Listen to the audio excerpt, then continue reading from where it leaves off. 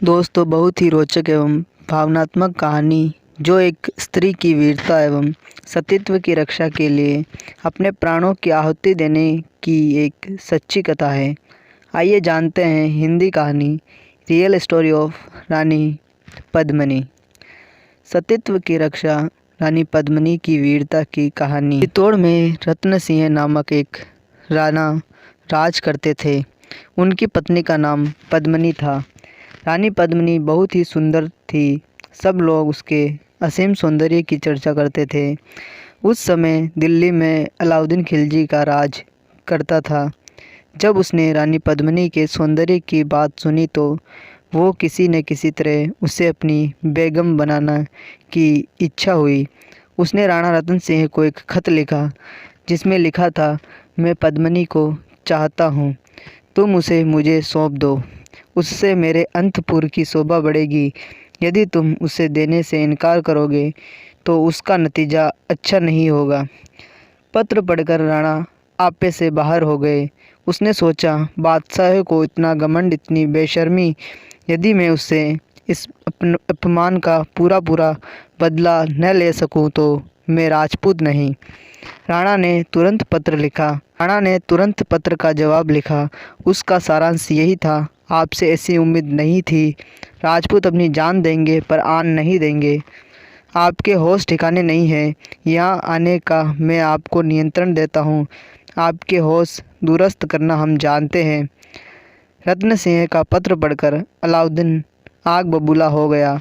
उसने एक बड़ी सेना लेकर चित्तौड़ पर आक्रमण किया। घोर युद्ध हुआ। बिना सोचे समझे फैसला लेने का परिणाम। दोनों तरफ की सेनाओं ने अपनी वीरता दिखलाई। हजारों सिपाही हमेशा के लिए युद्ध क्षेत्र से सो गए। खूनी की नदियां बही। कुछ दिनों तक लड़ाई, किसी की जीत या हार न हुई। आखिर अलाउद्दीन ने एक तरकीब सोची।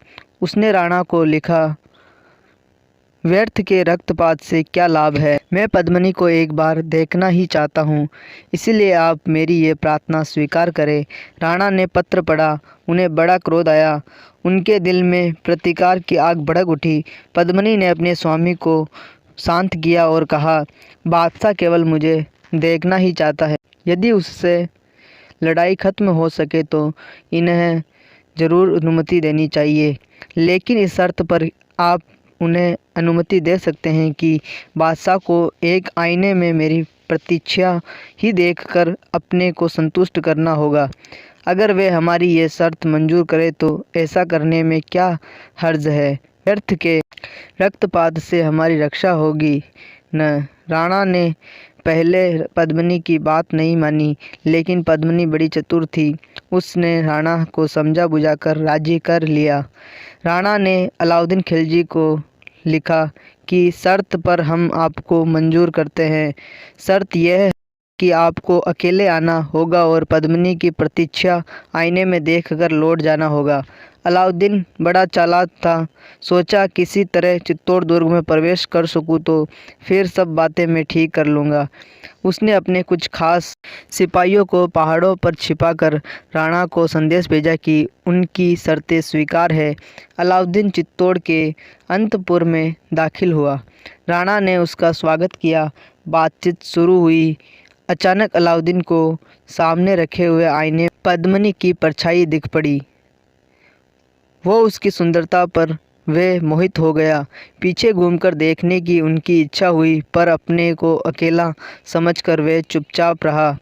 उनका मन बेचैन हो रहा था।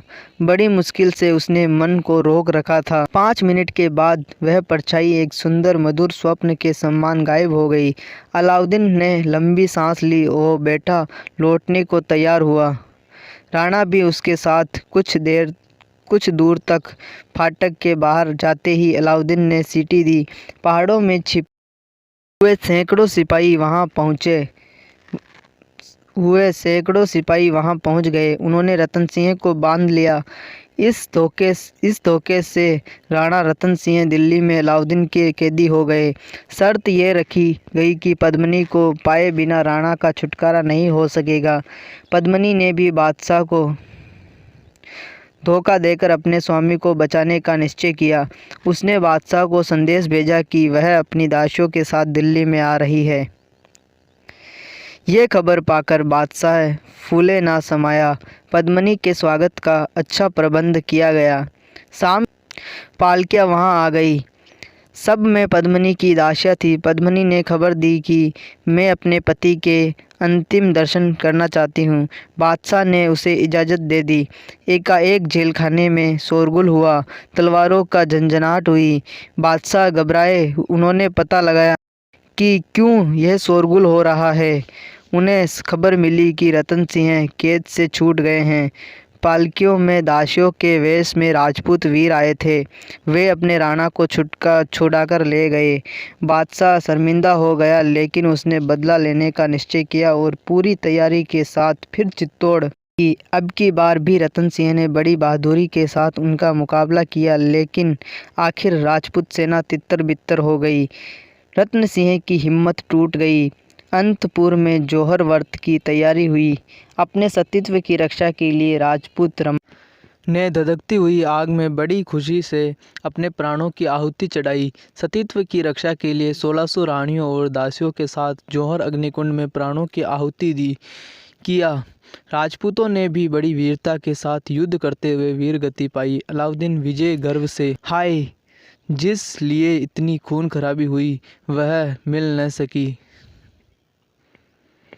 मित्रों, उम्मीद करता हूँ सतीत्व की रक्षा रानी पद्मिनी की वीरता की कहानी आपको अवश्य पसंद आई होगी। कृपया कमेंट के माध्यम से अवश्य बताएं।